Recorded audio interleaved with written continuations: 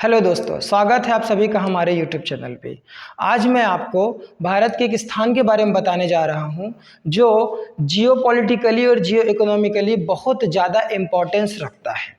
ठीक है, उस जगह का नाम है सिलीगुड़ी। क्या नाम है? सिलीगुड़ी, जो कि वेस्ट बंगाल के नॉर्थ ईस्ट पर स्थित एक ऐसी जगह है जो बहुत ही ज़्यादा सेंसिटिव जोन है।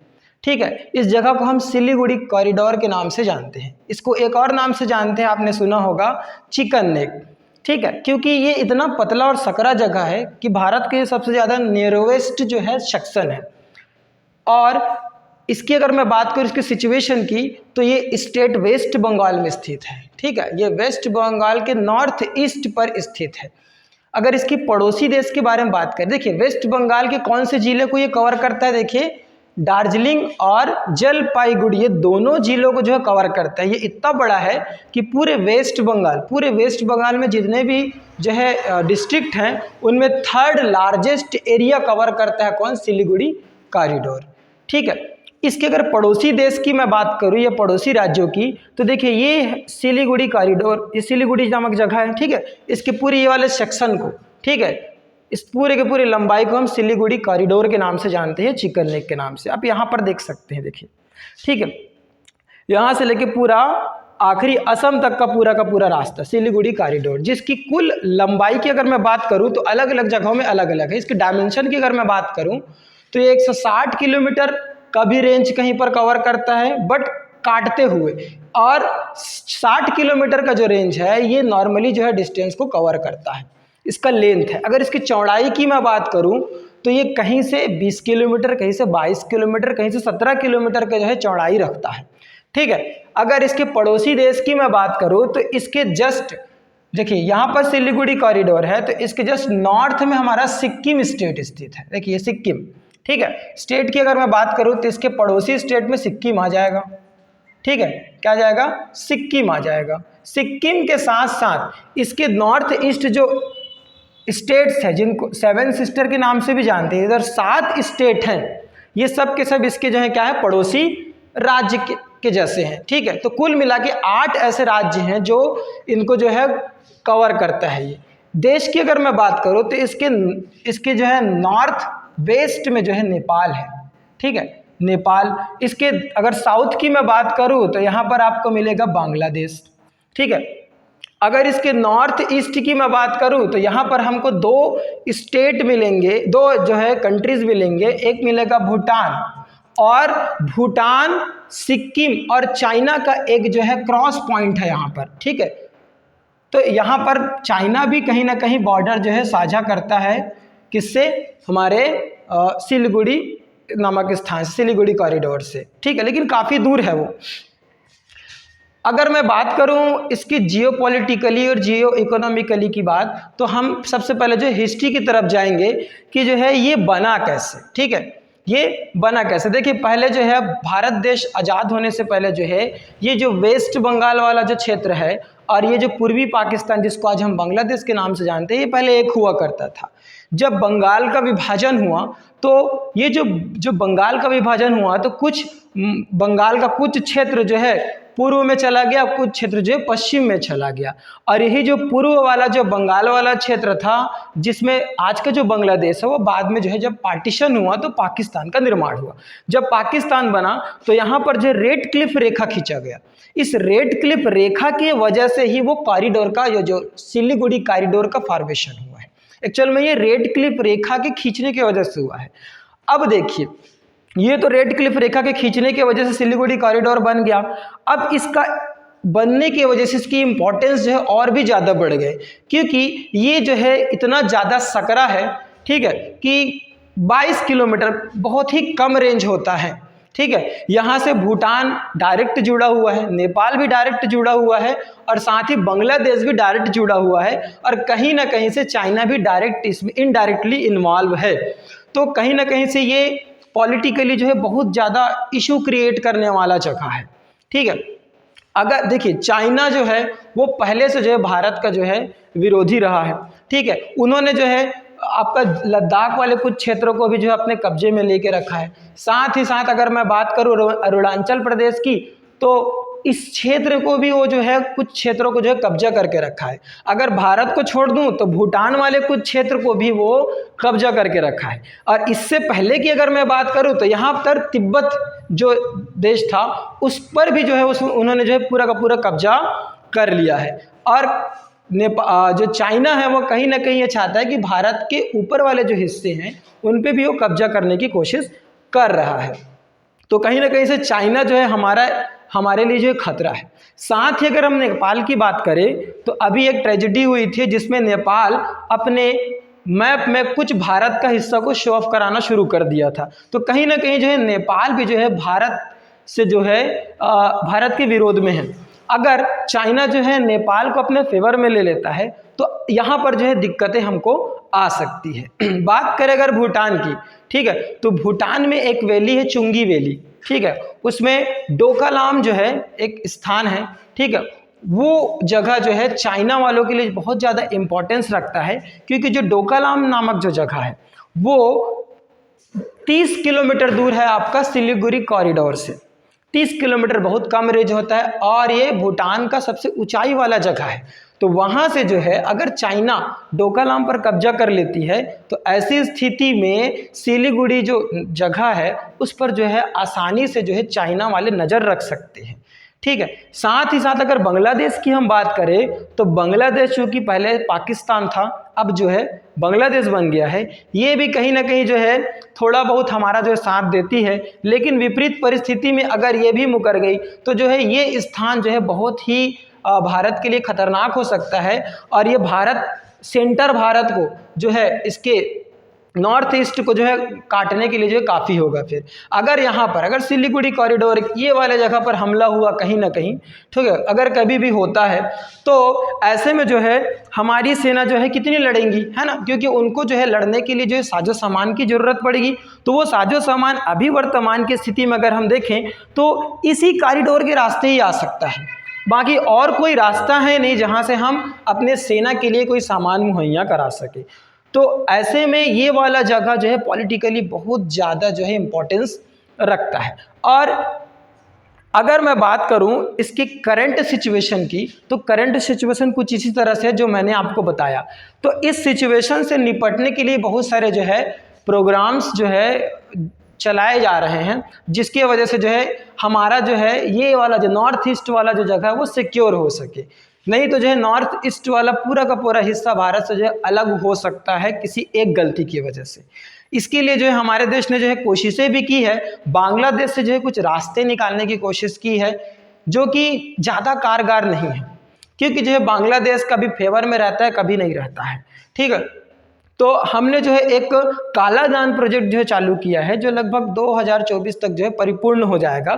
कालादान प्रोजेक्ट का जो योजना है वो कुछ इस तरह से है कि अगर मान लो किसी वजह से सिलीगुड़ी पर यहाँ पर अगर हमला हुआ, ठीक है, इधर से भूटान से हमला हुआ, ठीक है, और मान लीजिए यहाँ से सिक्किम पर हमला हुआ, ठीक है, और नीचे से अगर बांग्लादेश वाले लोग कुछ कर दिए या नेपाल से हमला हो गया तो ऐसे सिचुएशन में हमारी जो सेना है वो क्या करेगी। देखिए हमारी सेना सिक्किम में भी मौजूद है, असम में भी मौजूद है, नागालैंड में भी मौजूद है और आपका अरुणाचल प्रदेश में भी मौजूद है। लेकिन इन लोग कितना लड़ेंगे जब इनके पास कोई साजो सामान ही नहीं रहेगा। तो और साजो सामान को पहुंचाने के लिए हमको क्या चाहिए, रास्ता चाहिए। रास्ता चूंकि है नहीं, एक ही रास्ता है, अगर इसको उड़ा दिया गया, ठीक है, अगर भविष्य में कभी चाइना वाले इस पर हमला करते हैं तो फिर और कोई रास्ता नहीं रहेगा इधर जो पूर्वोत्तर राज्य को प्रोटेक्ट करने के लिए। तो पूर्वोत्तर राज्य को प्रोटेक्ट करने के लिए हमने जो है एक योजना चलाया जा रहा है जिसको कालादान प्रोजेक्ट के नाम से हम जानते हैं, ठीक है। तो चलिए कालादान प्रोजेक्ट को जो है जानने की कोशिश करते हैं।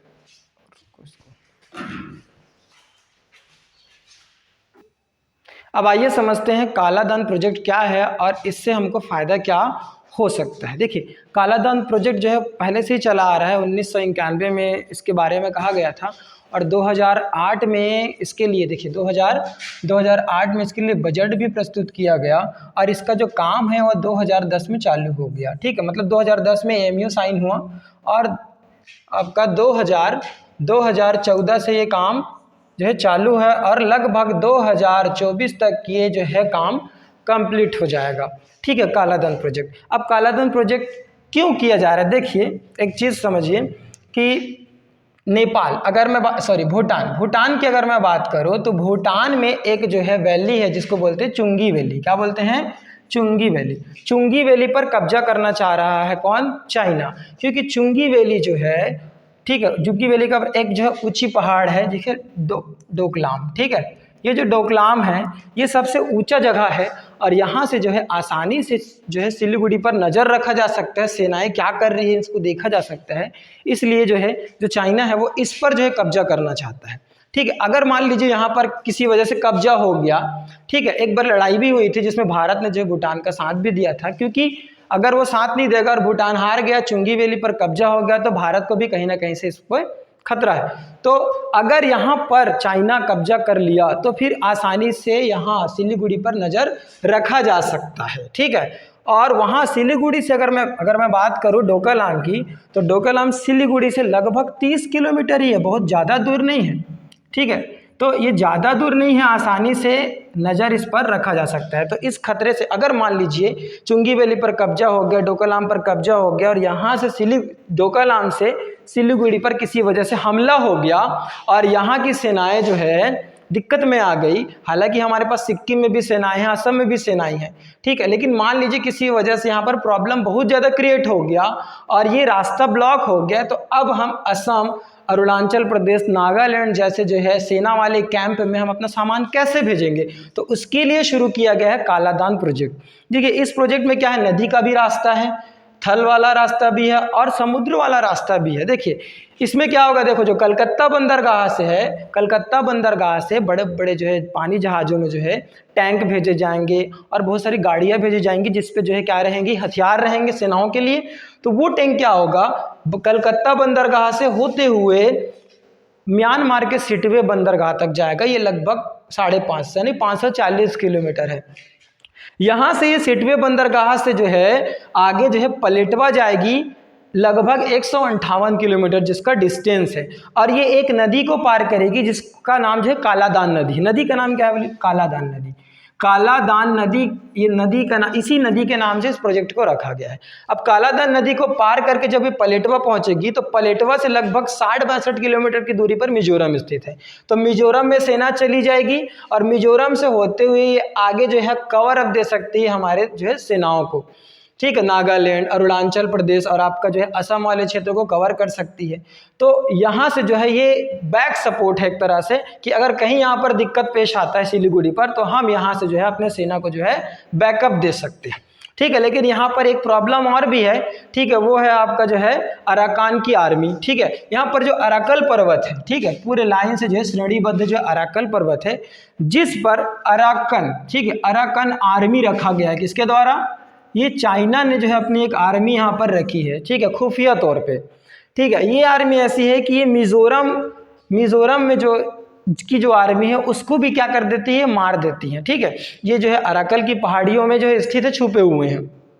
तो बस यहाँ दिक्कत यही है, ये अराकन की आर्मी। तो देखिए जो म्यांमार है उसने भी हमसे समझौता जो है अपने मतलब के लिए किया है, आप ऐसा कह सकते हैं, क्योंकि देखिए वो तो खुद अराकन की आर्मी से निपट नहीं सक रही है, तो हमसे उनको क्या हो जाएगा, फ़ायदा हो जाएगा। जी हमारे पास बहुत आर्मी है, ठीक है, तो उन आर्मियों से जब अराकन की आर्मी को जो है अगर मार भी देते हैं, हरा भी देते हैं, तो इससे म्यांमार का ही फायदा है।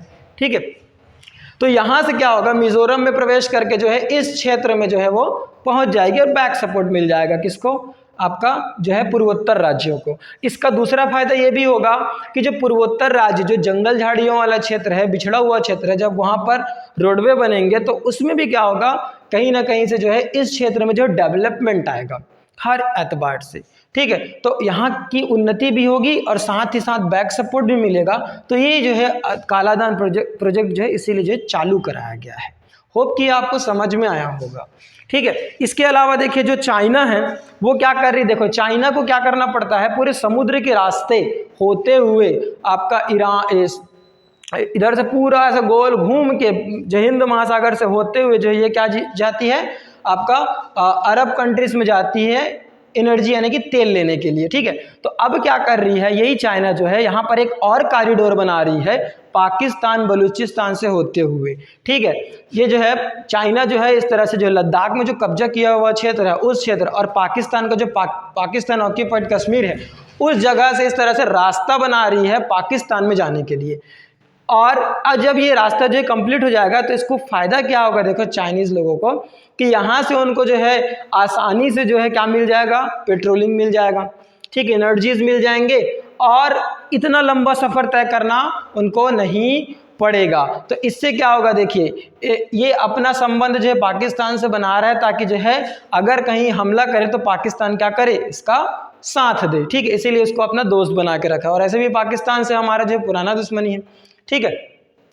तो इन्होंने जो है अपना जो है पूरा प्रयास कर लिया है कि भारत को जो है हर तरफ से जो है घेर के रखना है करके। लेकिन दिक्कत ये है कि जो बलूचिस्तान वाला एरिया है इसमें जो है गृह युद्ध जैसा माहौल है, समझिए, है नहीं, गृह युद्ध हो सकता है क्योंकि इन लोग नहीं चाहते हैं कि जो है इधर का जो हाईवे इधर जो है आए करके, ठीक है। तो अगर मान लीजिए ये पूरा रास्ता बन जाता है, किसी तरह से कंट्रोवर्सी क्रिएट हो जाती है युद्ध की, तो उस स्थिति में बलूचिस्तान वाला जो एरिया है वो पाकिस्तान से थोड़ा सा अलग ही सोच रखता है, ठीक है। तो हो सकता है उन लोग पाकिस्तान वालों का साथ ना दे, ये तो अब वक्त ही बताएगा कि कब क्या होगा। लेकिन हमने जो ये जो कालाधन प्रोजेक्ट है ये हमारे लिए जो है बहुत ज़्यादा इम्पोर्टेंस रखता है, ठीक है। चलिए बंद कर दो।